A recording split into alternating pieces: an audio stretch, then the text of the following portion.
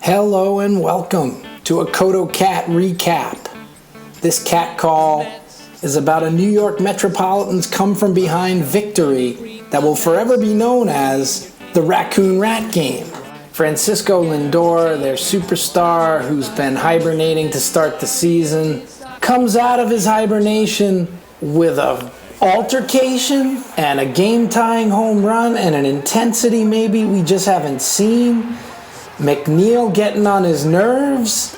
McNeill always overreacting to every out. I'm sorry to explain baseball to you, Jeff, but you're going to make more outs than hits. I love the intent. I love that that doesn't make you happy. I don't want that to make you happy. But come on. So a 300 hitter, which is awesome, and career-wise what McNeill is, means you're going to fail 70% of the time. So you cannot react like it's the end of the world on every at-bat. And that's what McNeill can do. And I don't know, maybe he's carrying that into the field, and that's why he's getting in the way of Lindor. I mean, I can't do it at the plate, so I'm going to do too much in the field. Like, let the game come to you, Jeff. You're a good hitter. And I don't know, it all boiled over. My take is Lindor has been super cool, tried to smile through everything, tries to be suave, tries to just acclimate. So he's not wearing the intensity on his sleeve, and McNeill is in every minute of every day, and that could get annoying. I don't know.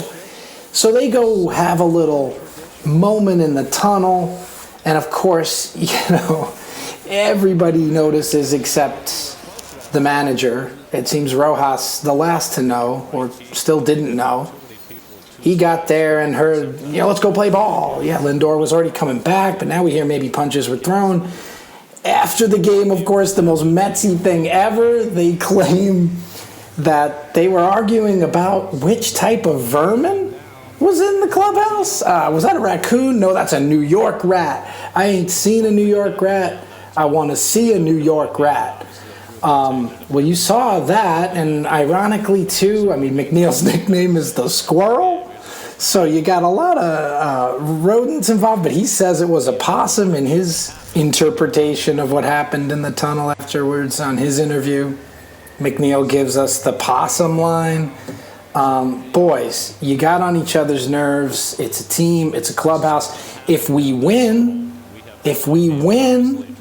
then we have character. Oh, those Mets, they got some... Yeah, they can tell each other what they really think. They can go down to the club. Remember that time? Remember the raccoon? How about the rat? The only problems I see here are, one, just be more straight up with the media, even though the media is obsessed with it. It's all they asked about, even though it was a great game and a great comeback.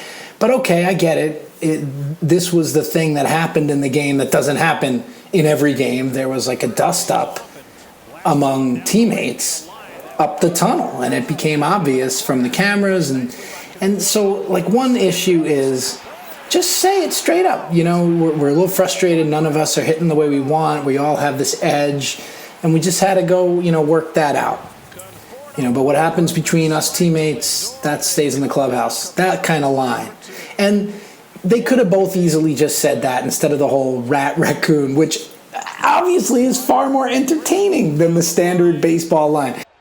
It seemed like the last person to know this was happening was manager Luis Rojas, VR, like flashing down to the coach's side of the dugout, trying to tell him, get eyes down here. Do you not hear what's going on down in the tunnel? And of course, this is kind of the accusation Rojas takes a lot, that he's just sort of too easygoing, too laid back. He doesn't really have his finger on the pulse. And by the time he gets down to the altercation, he says in a post-game interview, Lindor was already clapping and coming up the step. So he kind of misses the whole thing, and then he doesn't get out in front of it and be the one in the interview kind of protecting his boys and saying the company line. What happens in the clubhouse stays in the clubhouse. You want to talk about, let's talk about our bullpen. Let's talk about that play Conforto made.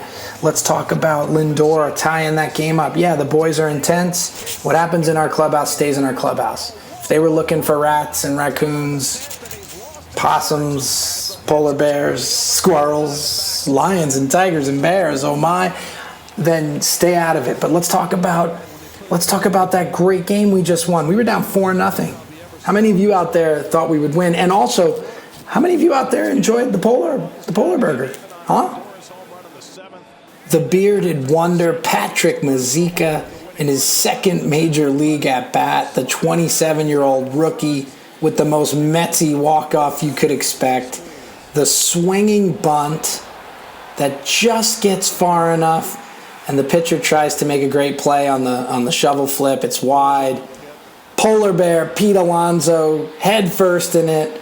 He can't wait to get the polar burger that was unveiled at the ballpark. They go crazy. The Mets and their crazy tradition of the shirt off thing, even when it doesn't happen organically, will make it happen. We're still going. Come on, no, unbutton the top button. Now get the, there it is. Nothing like, the bare-chested walk-off and you still have your elbow guard on. Way to go, Mazeika. Great beard. Looks so cool when he's wearing the mask in the dugout. COVID protocol looks great on a beard. But this game is going to go down in history, of course, as the Raccoon Rat game. And we'll see if it leads the Mets to a winning streak. Instead of Polar Burger Night, it's Raccoon Rat Night at Citi Field. Hope you enjoyed it. And if you love the Mets and you like this video, subscribe.